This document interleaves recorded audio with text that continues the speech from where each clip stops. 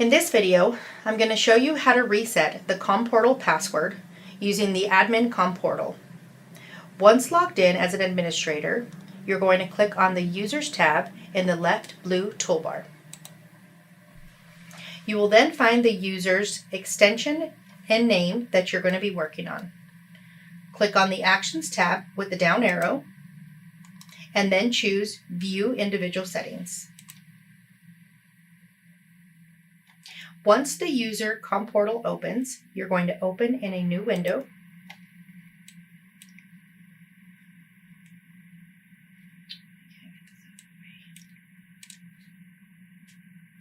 Once the user Commportal loads, you'll click on the link at the bottom that says Change Password.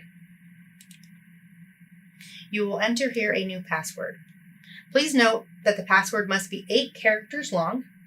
It must include an uppercase, a lowercase, a special character, and a number to be accurate.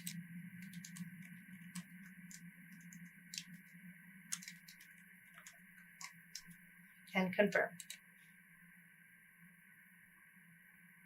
Your Commportal password is now updated.